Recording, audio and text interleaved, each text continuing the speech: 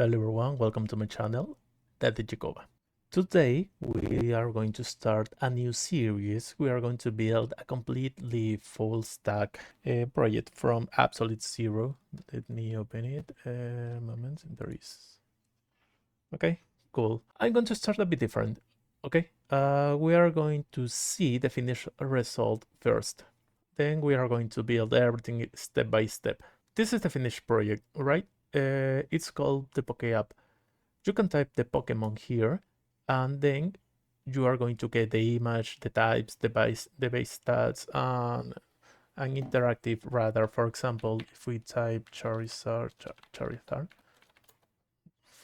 okay, we got the image, we got the name, of course, the types.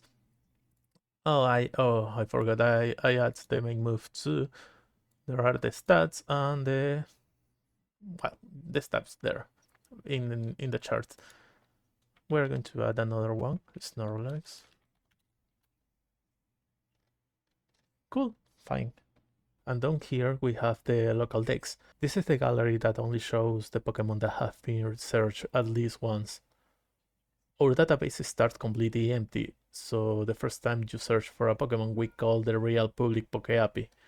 And then we are going to start saving our data on our local database. It appears here permanently, so the second time you search, we are going to return the data. We are not going to search the same Pokemon twice using the API call. This is a way faster and it respects the limit for the free API that we are going to use.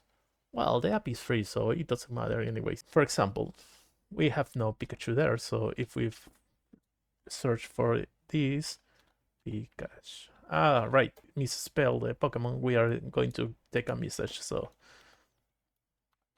we avoid that. Pikachu. Cool.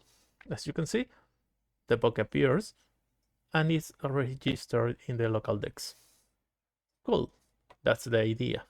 Let's see the architecture. Okay, we have there two services. The front end is the Streamlit and the backend is the FastAPI. As you can see, in the front end we are going to do the search for the route, and then we are going to search the information in the database. We are going to use SQLite. If we found the information, we are going to return it instantly because the data is cached. If not, if the information is not found, we are going to call the API. Then we are going to save the information, and then we are going to return it, right? This is what we see moments ago when the Pokemon were registered in the local dex, right?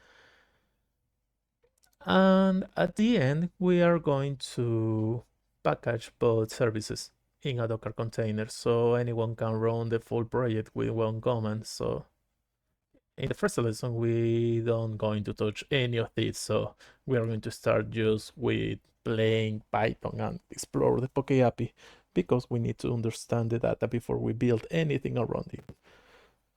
So let's go.